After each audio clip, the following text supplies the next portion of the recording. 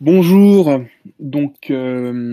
ceci est une interaction enregistrée sur le Discord for Orthodox. Et ce n'est pas un débat, c'est une interaction et une clarification en vue du dialogue entre les chrétiens orthodoxes et les chrétiens catholiques romains. Je suis Snake et j'ai avec moi Maxime. Tu veux te présenter, Maxime? Oui, alors bonjour à tous. Moi, je suis effectivement un catholique romain, ou un catholique romain qu'on appellerait conciliaire, parce qu'effectivement, j'adhère à Vatican II. D'accord. Ce qu'on va faire dans un premier temps, c'est placer les termes et c'est expliquer ce que sont nos deux églises pour éviter justement la confusion, expliquer aussi ce qu'on a en commun et ensuite on va aller sur les différences majeures. Donc, j'aimerais commencer en expliquant que nos deux églises ne sont pas en communion, donc ce sont deux structures ecclésiales séparées. Il y a une église qu'on appelle communément l'église catholique et une église qu'on appelle communément l'église orthodoxe. Ce qu'il faut savoir, c'est que ces deux titres sont revendiqués par les deux églises. C'est-à-dire que si on regarde le credo qui est utilisé par les deux églises, on voit que l'église est définie comme étant catholique, c'est-à-dire universelle, et apostolique, c'est-à-dire comme manifestant la doctrine des apôtres et étant fondée par les apôtres. Le terme orthodoxe, c'est un terme qui veut dire la bonne croyance, la voie juste. Et ces termes sont revendiqués par les deux églises. Et que si on regarde l'histoire des premiers siècles, on peut voir les pères qui utilisent de manière interchangeable le terme catholique comme orthodoxe. Il y a quelque chose à ajouter là-dessus? Ouais, effectivement, ouais, surtout nous, les catholiques, on n'utilise pas trop le terme orthodoxe pour dire Église orthodoxe. En fait, nous, c'est vrai qu'on utilise plus ce terme catholique, contrairement à vous, ouais, qui utilisez toujours les deux aujourd'hui. Nous, pour parler d'orthodoxie, on parle de l'orthodoxie d'une doctrine qu'on considère juste. Voilà. Mais le titre officiel de l'Église catholique comme de l'Église orthodoxe, c'est le terme du credo, et on va en parler. C'est bien, c'est bien catholique et apostolique. Donc les deux églises revendiquent ça.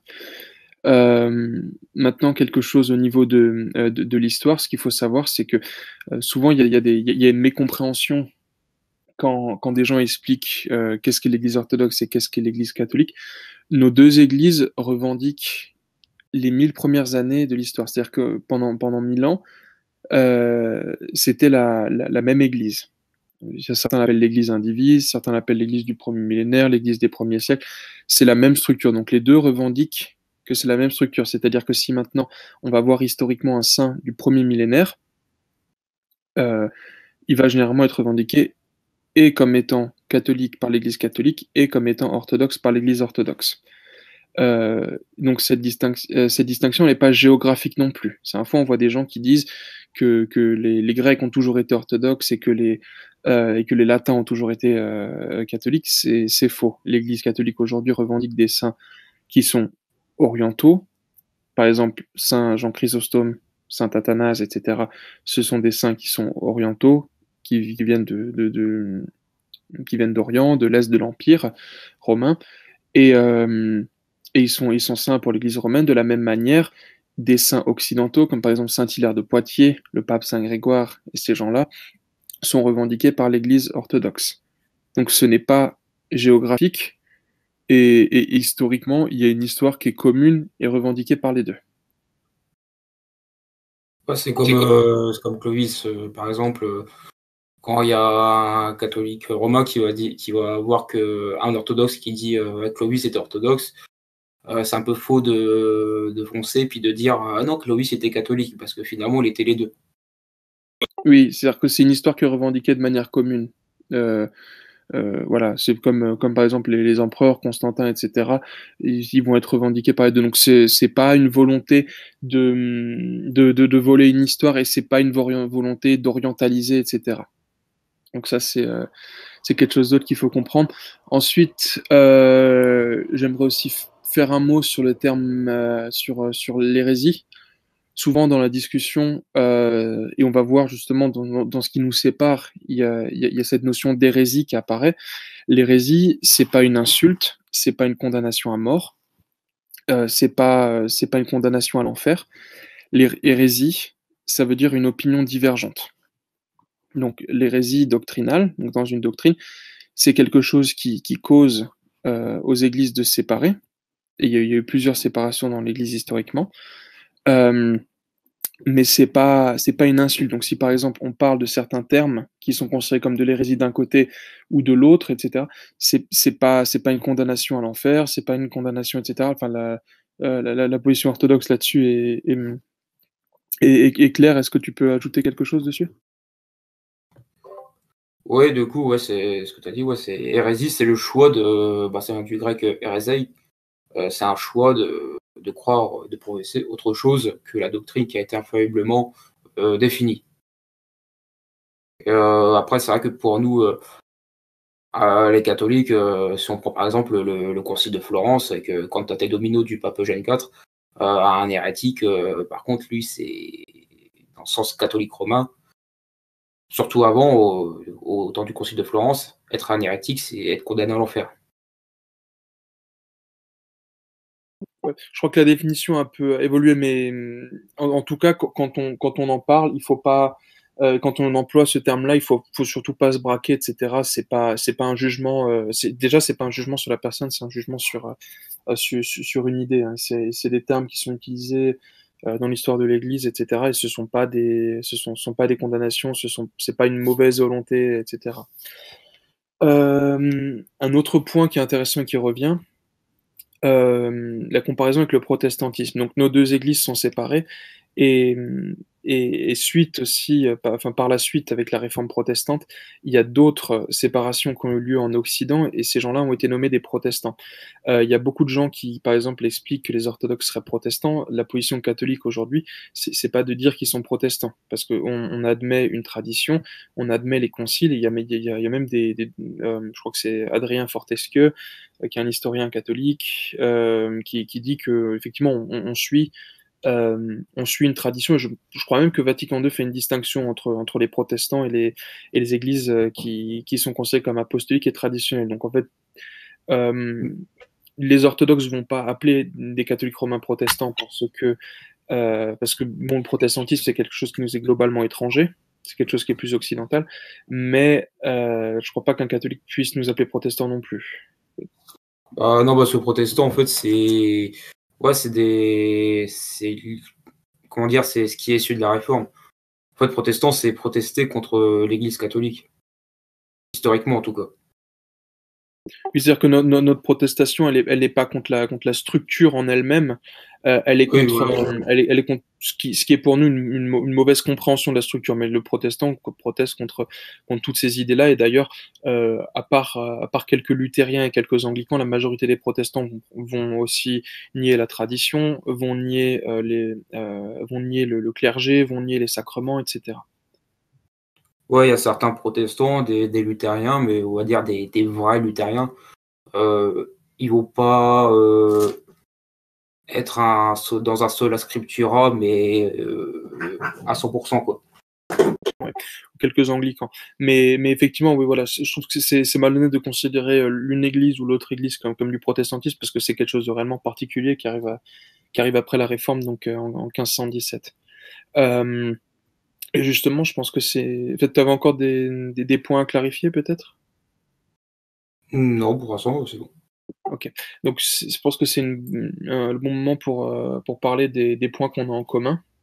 Donc, des points qu'on a en commun, on a grosso modo les 1000 premières années, bien qu'il y ait eu quelques divergences à certains endroits, mais on a les 1000 premières années, donc on considère les deux que l'Église elle est fondée apostoliquement. On considère les deux que l'Église elle détermine le canon de la Bible, donc que la tradition est antérieure à la Bible. On considère les deux qu'il y a un clergé, qui est nommé, qui est consacré, et des sacrements qui sont des vrais sacrements. Nos deux églises croient en la présence réelle, du Christ, par exemple, dans l'Eucharistie. Euh, on croit en une liturgie aussi. On croit que notre expression de foi, elle passe aussi par une liturgie le dimanche, une messe le dimanche. Hem, on croit en une certaine autorité des conciles, que l'Église peut se réunir pour donner des décisions dans le concile. On croit, on croit en l'apport historique des pères de l'Église aussi. Donc on peut citer des sources extra-bibliques, on peut citer des sources traditionnelles et cetera. Ouais, voilà, globalement, c'est ça, quoi. On a vraiment ça en commun, entre nos 2 églises. Ces choses-là sont attestées dès le premier millénaire et cetera. Et donc par exemple, dans le cadre d'un débat face au protestantisme, un orthodoxe va tenir des positions plus ou moins similaires. Par exemple, il y a la prière, l'intercession des saints. On considère la Vierge Marie comme étant la mère de Dieu, la Theotokos ou la Bogorodice.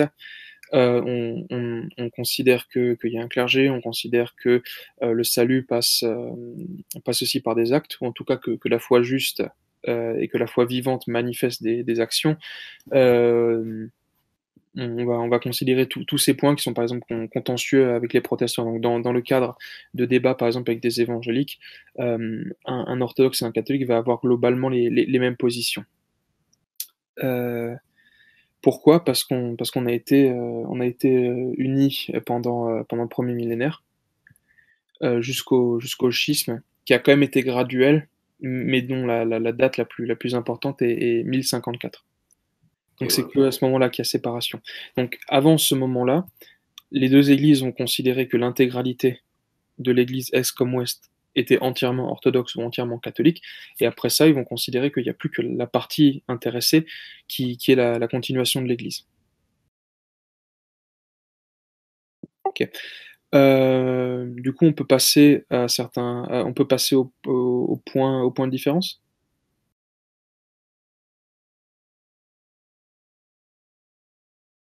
Maxime?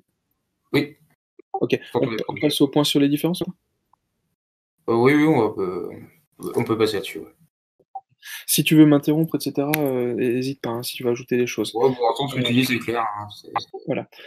Donc en 1054, il se passe justement ce schisme et premièrement, j'aimerais expliquer que des schismes, il y en a eu, avant dans l'Église. C'est-à-dire que quand il y a des différences, trop importantes, des différences doctrinales, et est-ce que un côté ou l'autre va considérer comme des erreurs et constatées dans l'Église, certaines fois, il y a rupture de communion et ça, c'est un schisme. Et historiquement, il y en a eu d'autres.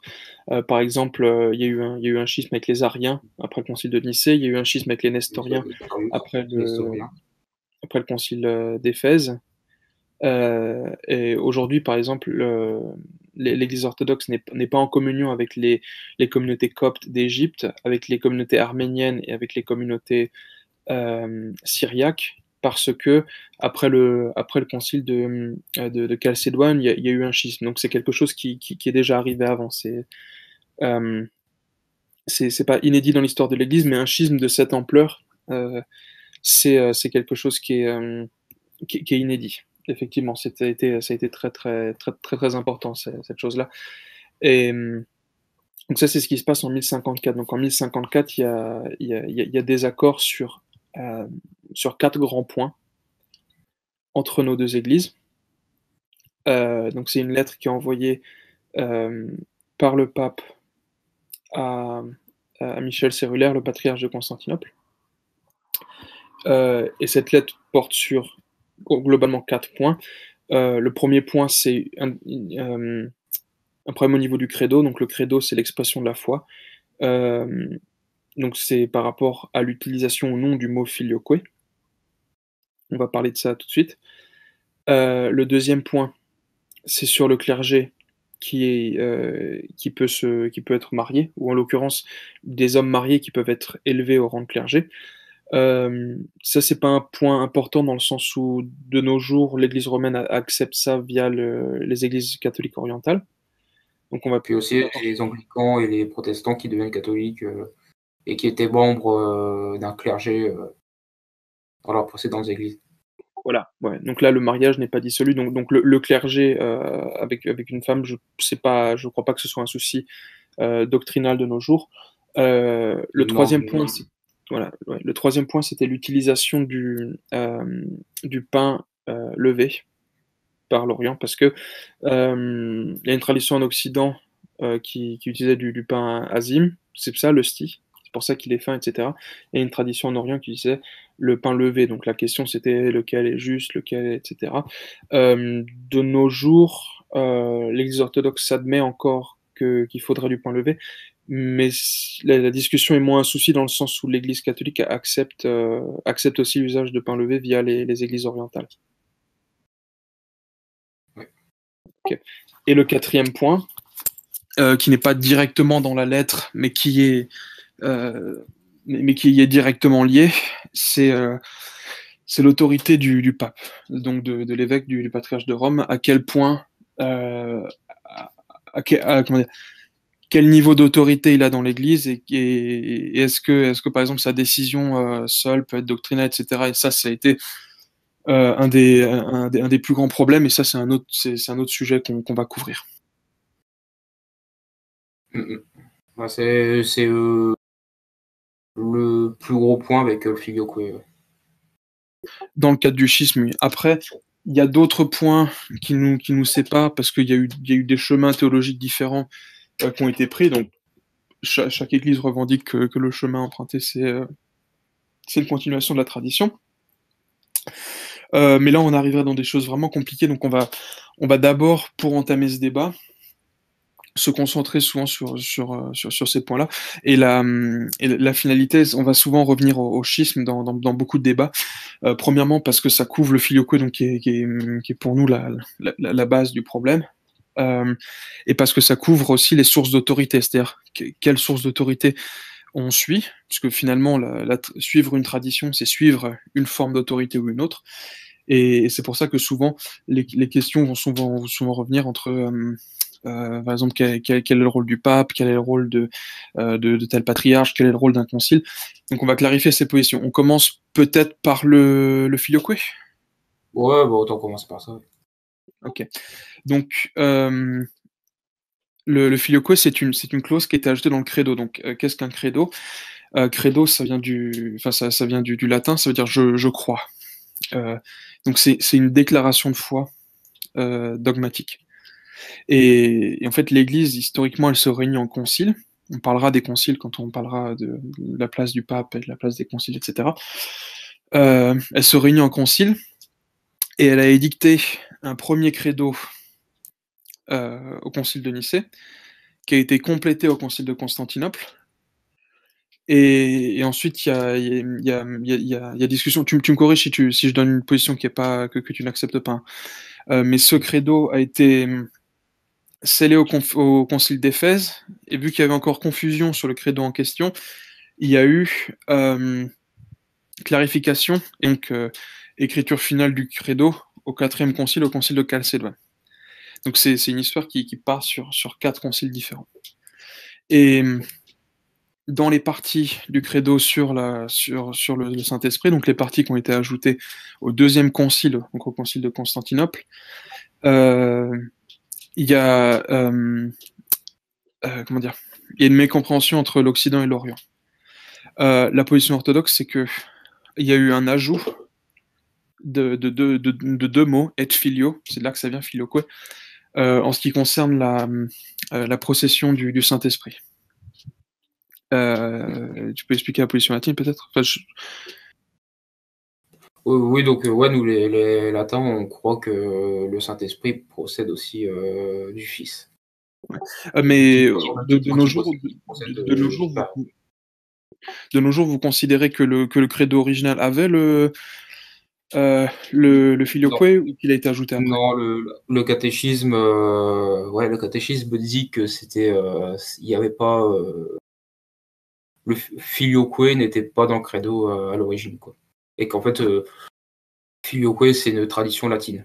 Donc le catéchisme de celui qu'on a actuellement affirme ça. Voilà.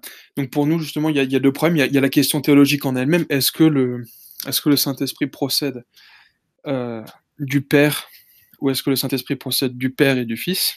Et on verra que la question, elle est assez nuancée. Et il y a le souci de l'ajout de quelque chose au credo de manière directe. Donc en fait, là, sur la question du Filoquo, il y a 2 questions. Donc, tu peux expliquer la position latine, j'expliquerai la position orthodoxe, du coup, sur le Filoquo. Sur le Filioque. Ouais. Comme j'ai dit, ouais, c'est le fait que le Saint-Esprit procède du Fils au même titre qu'il procède du Père. Donc, c'est en gros, par exemple, vous prenez un triangle normal et vous l'inversez. En fait, le pic vers le bas, et ça, on va dire, c'est la Trinité latine. Voilà.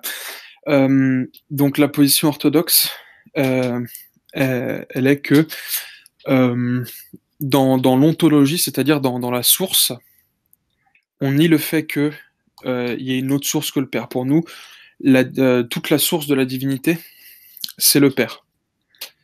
Ce qu'on appelle la monarchie du Père. Et par contre, ce qu'on accepte, c'est que dans l'action du Saint-Esprit, et d'ailleurs il y a beaucoup de gens souvent qui citent Jean 15, 26, où le Christ dit « Je vous enverrai l'Esprit », qui procède du Père. Pour nous, on comprend ça comme étant l'envoi temporel de l'Esprit. C'est-à-dire que l'Esprit ne tire pas sa source ontologique, ne tire pas son être du Père et du Fils, il tire son être du Père, il est envoyé par le Fils. Et ça, de manière terrestre, pas éternellement, pas avant la création, etc. Donc ça, c'est la position orthodoxe. Donc du coup, vu que cette chose-là n'est pas ontologique, on considère que on ne peut pas ajouter ça dans le credo, et de toute manière, on considère que le credo ne peut pas être modifié. Donc ça, c'est la position orthodoxe. Ouais. Il y a beaucoup de gens.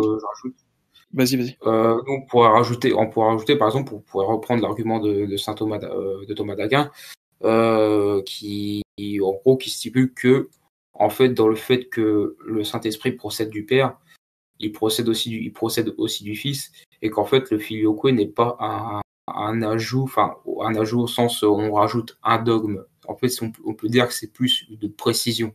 Si je reprends l'argument des catholiques en se fiant à Thomas d'Aquin. Oui, voilà. J'ai pas envie de développer l'argumentaire parce que ça peut être une vidéo à part. Ouais, mais voilà. Mais nous, on considère qu'il y a une distinction, et donc on considère que ça c'est différent. Mais par contre, on n'a pas de problème à dire que dans l'économie, il y a un envoi par le Fils. Et souvent, il y a des gens qui vont venir nous jeter des citations de pères qui disent regardez, il y a noté du Père par le Fils. Ça nous pose aucun problème, ça. Pour nous, c'est une position. C'est autre chose. Ouais, voilà. Donc pour nous, ça nous pose pas de soucis. Voilà. Donc ça, c'est l'explication entre les deux. Donc en fait, ça sert à rien de balancer des citations comme ça, puisque nous, quand on dit qu'on ne croit pas au Filioque, on n'y croit pas dans un sens particulier. C'est pas, par exemple, je vois des gens qui pensent que notre vision du Filioque, c'est qu'il y a une ségrégation totale entre l'esprit et le Fils. C'est absolument pas ça. Ok. On pourra revenir sur ça si c'est intéressant, montrer les arguments, montrer ce que les pères disent, etc. Mais ça va prendre des années. Mais on peut préparer quelque chose si c'est un sujet qui est plus intéressant. Mais de là vient la confusion. Donc ça, ce sont les deux positions. Puis je dirais qu'en fait, pour revenir sur l'ajout du Filioque, en 1054, on va dire de manière définitive pour les latins, je dirais qu'en fait, il y a eu un gros manque de dialogue. En fait, effectivement, le pape, il aurait pu faire un concile et puis discuter de ça de manière, entre guillemets, définitive. Ouais. Il y a eu des tentatives de clarification sur le sujet. Il y a eu par exemple Saint Maxime le Confesseur qui parlait de ça à une époque. Je vais pas aller dans ces arguments parce que ce serait déballer de l'argument orthodoxe, etc. Mais on considère qu'il y a eu des dialogues sur ça. Il y a eu le pape Léon III qui a aussi fait une correspondance entre le credo latin et le credo grec en expliquant, justement pour contrer Charlemagne à l'époque qui utilisait le Filioque qui a essayé de faire cette correspondance en expliquant qu'il faudrait pas l'ajouter. Donc il y a eu des tentatives de dialogue, elles n'ont pas fonctionné. Il y a eu une part d'incompréhension, mais pour nous il y a aussi une part d'erreur. Donc il faut regarder. Et le credo, c'est quelque chose qui est très important, puisqu'en fait c'est ce qui scelle vraiment la foi de l'Église. S'il y a des credos différents qui se baladent, ça nous pose un problème dans l'unité. Voilà. Moi, c'est tout ce que j'ai à dire sur le Filioque. Je ne veux pas faire du déballage d'arguments comme ça. Mais ça, c'est les deux positions qui sont là. Donc les positions historiques, on sait d'où que ça vient un peu plus tard. Et théologiquement, donc nous, on fait une distinction entre la procession éternelle, la source, et la procession économique et temporelle. Donc l'action de l'esprit dans le monde. Voilà. Je pense qu'on peut passer au suivant. Ouais. Donc maintenant, on va parler de l'organisation de l'Église et du coup de la papauté et des patriarches et des conciles. Donc, nous, ce qu'on considère, c'est que l'Église, elle s'organise en concile. D'ailleurs, ça, pour tous les protestants qui expliquent que c'est pas vrai, vous avez juste à ouvrir Acte 15. Vous voyez qu'il y a un concile qui est convié. Vous pouvez voir que le concile, il est scellé par le Saint-Esprit et que la décision du concile, elle est envoyée à toute l'Église, donc elle est valable dans toute l'Église, ce qu'on appelle un concile universel ou écuménique. Donc ça, on est d'accord que ça existe bibliquement. Donc pour nous, à ces conciles participent des évêques. Et les évêques ont un rôle particulier, ce sont des superviseurs. C'est de là que ça vient, épiscopos, qui a donné épiscopal et évêque.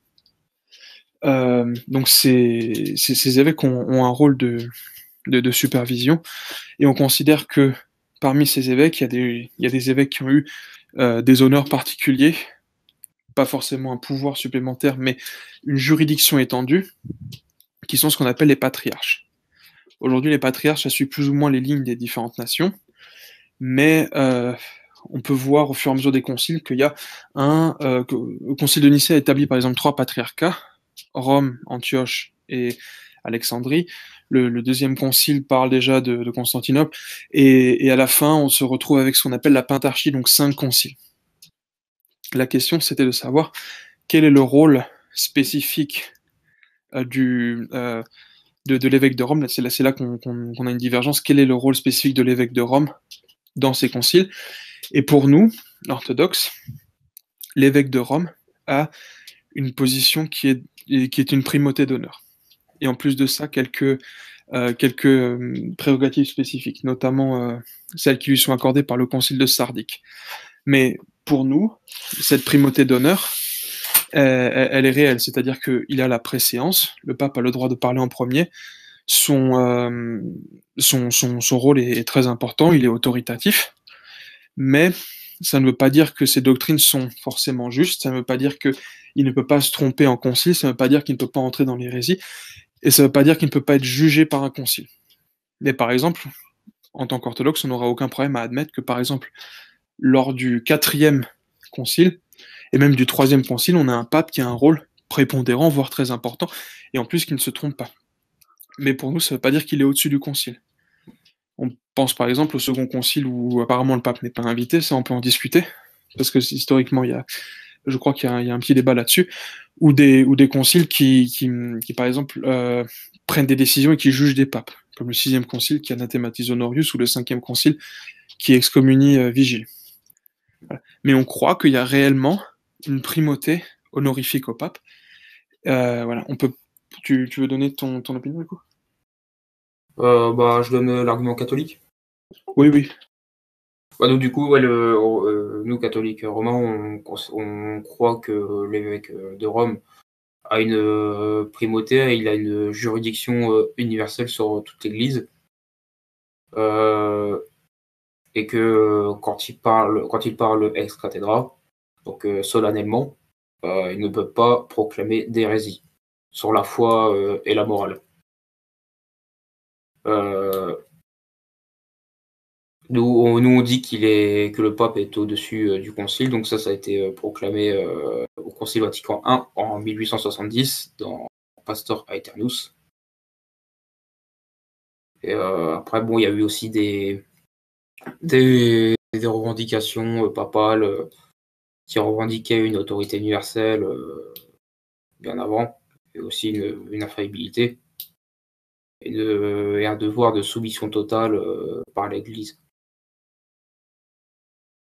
Par exemple, je vais prendre par exemple Unam Sanctam du pape Boniface VIII qui dit que. Qui est après schisme. Juste Ouais, c'est après le schisme, hein, ça.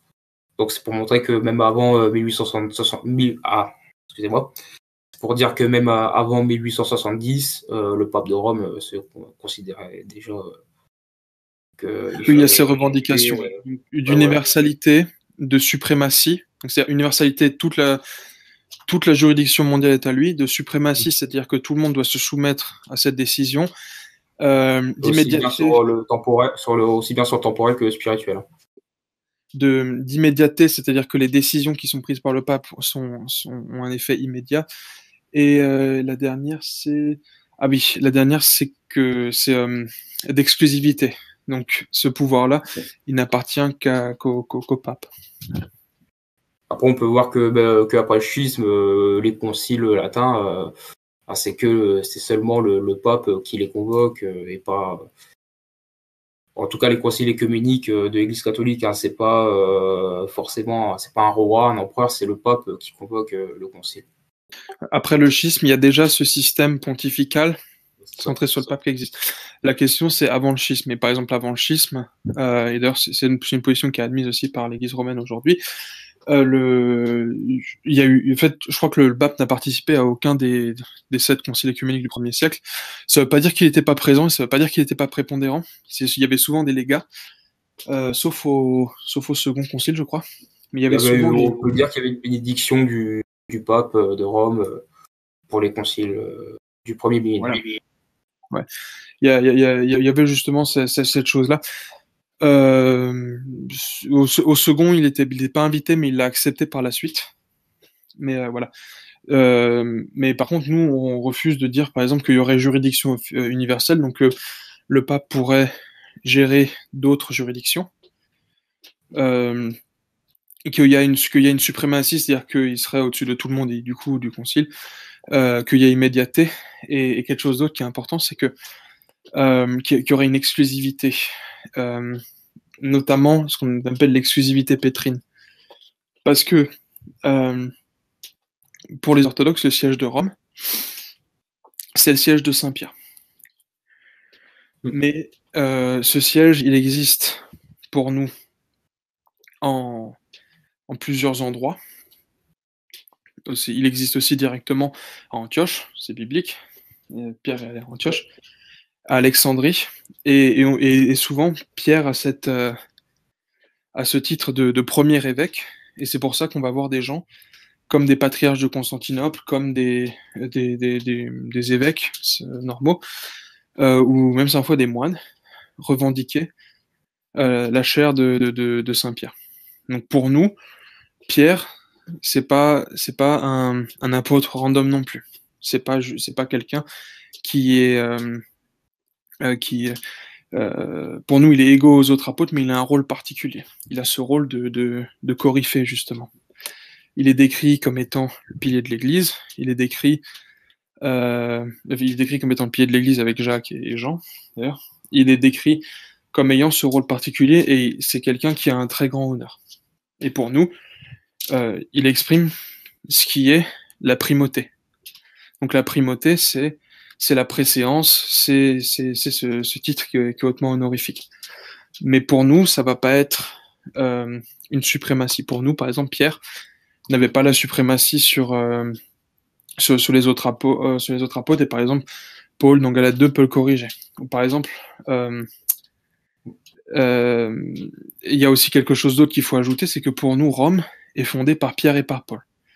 Mais, par exemple, moi je connais beaucoup de gens qui vont venir et dire, ah, vous niez la papauté, vous niez que Rome est un siège de Pierre. Non, ça nous pose aucun problème de dire que Rome a une légitimité pétrine. Ça, c'est souvent quelque chose sur lequel on tombe.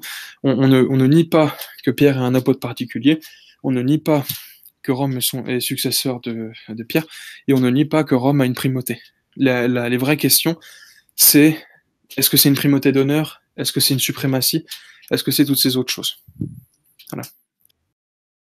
Oui, puis on peut aussi, nous, on va aussi se baser sur la Bible, hein. Par exemple, Luc 22-32, si je me trompe pas, où Jésus dit Simon, Simon, Satan vous a réclamé, etc.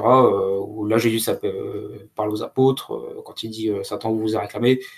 Mais Jésus dit à Pierre particulièrement, mais j'ai prié pour toi afin que ta foi ne défaille pas. Donc, on se base aussi sur ce verset pour dire que le pape de Rome est infaillible. C'est le verset qui justement a été mis en avant pour Vatican I, pour l'infaillibilité. Donc pour nous, il y a ça, donc ouais. Donc et d'ailleurs, on peut regarder historiquement dans les textes, hein, pour les pères, la foi de Pierre, ça veut dire la foi juste, hein. Voilà. C'est juste qu'on ne considère pas que Rome soit exclusivement pétrine. Après, nous, on peut dire qu'en fait, la ville de Rome en soi, on s'en fiche parce que le pape, il peut très bien déménager, je sais pas, je vais dire à Beauvais. Ça sera le siège de Beauvais qui sera universel. Vu voilà, de cette manière, nous, on n'a pas de problème à dire qu'Antioche est un siège de Rome, que Pierre ensuite est parti à Rome, etc. Voilà. Je vais pas aller dans l'argumentaire parce que ça transformerait la chose en débat. Donc là, on a les trois, enfin deux points et le troisième qui est un point en deux. Donc ça, c'est nos deux positions sur le filioque, nos deux positions sur la primauté de l'évêque de Rome, du pape, et notre position sur la primauté de Pierre. Moi, je vois souvent des gens qui viennent et qui m'expliquent: regardez, Pierre a un rôle prépondérant, donc ça veut dire que vous devez accepter ci ou ça. Nous, on n'a aucun problème à dire que Pierre a un rôle prépondérant, que Rome est un siège qui a beaucoup d'honneur dans les premiers millénaires. Mais nous, le problème, c'est qu'effectivement, il serait suprême, universel, infaillible, etc. C'est ces choses-là. Ça, c'est vraiment pour clarifier l'argumentaire. Ça sert à rien de nous expliquer que Saint-Pierre existe. On est au courant. Oui, voilà, quoi. Je pense que ouais, quand on regarde un peu la théologie orthodoxe, on se rend compte que oui, Pierre a une primauté, quoi. La question, c'est quelle est cette primauté? Et là, c'est encore un grand débat. Mais donc ça, c'est des gros points qui nous divisent. Après, de ces points-là découlent d'autres points. Par exemple, il y a eu des voies théologiques différentes qui ont été prises. Il y a eu des voies dans la sainteté différentes qui ont été prises. Il y a eu des dogmes différents ensuite qui ont été proclamés, mais les deux églises considèrent que ces dogmes-là sont dans la tradition, sont le prolongement de la tradition, et chacun de ces points pourrait être mis en avant. Mais ça, c'est une autre vidéo. Mais il y a plein de choses. Il y a le Sacré-Cœur, l'Immaculée Conception. Du côté sujet théologique. Ouais, voilà. Il y a la théologie thomiste qui existe du côté catholique, alors que du côté orthodoxe, il y a ce qu'on appelle les icasmes et la théologie des énergies divines. Il y a toutes ces choses-là. Ça, on pourrait en parler. Est-ce que tu veux encore couvrir des points en particulier? Voilà, qu'est-ce qu'on pourrait couvrir si on a d'autres? Voilà, je pense, par exemple, l'utilisation de ce qui est image, donc icône et statue. Ouais, donc Là, on peut dire aussi qu'il y a aussi une différence entre l'Église catholique et orthodoxe. Donc l'utilisation des images, c'est quelque chose qui est du 7e concile, donc les deux églises acceptent le 7e concile. Donc on admet les images, on les défend beaucoup, on les embrasse, etc. il y a tout un culte et une vénération des images. J'ai parlé justement des icônes, qu'est-ce que c'est l'icône, mais il y a une différence dans la pratique, c'est-à-dire que le dogme est le même, hein. Mais dans la pratique, on a des canons qui sont postérieurs au schisme, qui sont là pour structurer les images, et c'est pour ça que, par exemple, on n'a pas le droit de détruire de statues, mais on n'a pas le droit de faire de nouvelles statues, parce qu'il y a l'icône qui s'est imposée dans la tradition. Ça, c'est une différence, mais sur la théologie, on a la même théologie, mais sur l'application de la théologie,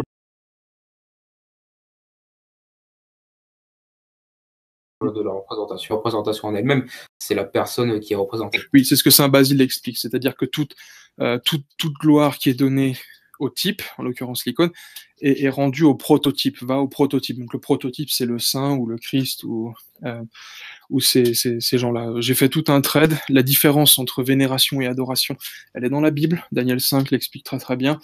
Le fait qu'il y ait un respect qui soit donné c'est un respect, une vénération qui soit donnée aux objets du culte, c'est dans la Bible aussi. Le fait qu'il y ait des images dans le temple, c'est dans la Bible, c'est le temple de Salomon, c'est la liturgie.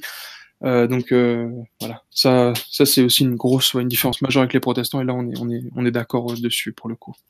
Sauf dans l'application où nous on va essayer d'éviter les statues, on va essayer d'éviter les styles trop réalistes dans leur représentation. Il y a des canons iconographiques assez stricts. Ouais, surtout nous, c'est vrai qu'on est plus dans les statues. Nous, les statues peuvent servir dans des liturgies. Après, je dirais que pour nous, les Romains, l'utilisation des statues, c'est plus un héritage de l'Occident, de l'Empire romain d'Occident, je dirais. Ça existait aussi les statues dans le monde orthodoxe. C'est juste que on a des canons Ouais, pour pas en refaire, et bien sûr une statue ces canons-là, ils datent je crois du 11e ou du 12e siècle. Une statue dure rarement aussi longtemps. Donc ouais. Mais nous, le fait qu'on utilise tout le temps, c'est ça, je pense, c'est plus un héritage à une tradition de l'Empire romain d'Occident, quoi. On va dire, c'est une ça existe et c'est théologiquement accepté, la statue. Ouais. Ça, on est d'accord. Il y a des statues orthodoxes qui existent encore, qui ont été conservées, qui datent d'avant la crise iconoclaste, donc d'avant le 7e, 8e siècle. Ouais. Après, nous, les icônes, c'est plus rare. Des fois, on peut en trouver quelquefois dans certaines églises, mais il n'y a pas d'utilisation liturgique.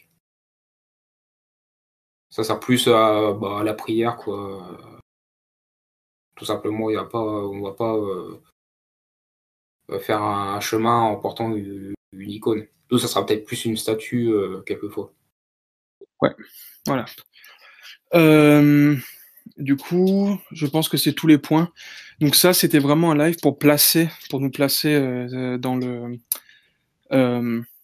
contexte. Donc il faut pas oublier, voilà, nos deux églises revendiquent une tradition, ça sert à rien d'en appeler une protestante. Il faut regarder, s'il y a une différence, il faut regarder où est-ce qu'il y a innovation, mais il faut pas venir avec des préjugés.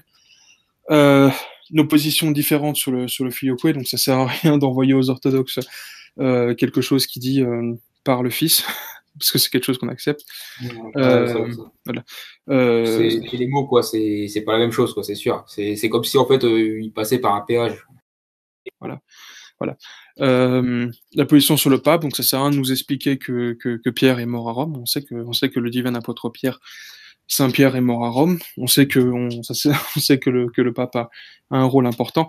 La question, c'est quel est ce rôle pour Saint Pierre et pour le pape, et qui est héritier. Voilà. Donc ça c'était les clarifications.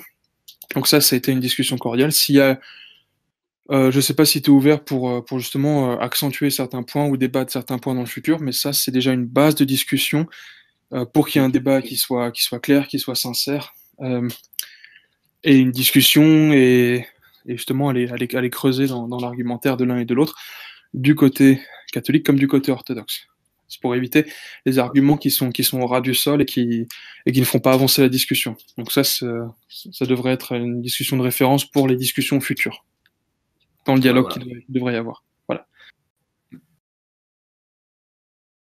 Bah, moi, je te remercie d'être venu. C'est vraiment cool qu'on puisse justement préparer, ça, préparer un dialogue futur qui soit cordial, qui soit un peu plus, voilà, avec un niveau un peu plus élevé, et qui se fasse aussi dans le respect, parce que c'est vrai que quand on a des interactions sur d'autres médias, notamment les médias qui font la promotion d'interactions très courtes, etc., il y a toujours cette envie d'aller au clash, il y a toujours cette envie de faire de l'argument très tranchant, etc. Donc là, c'est pour calmer justement cette tension, et pour préparer une discussion future. Voilà. Moi, j'ai été vraiment très content. Ok, donc je vais arrêter le live, je vais arrêter l'enregistrement, mais merci d'être passé. Une seconde. Oui, c'est bon. Donc,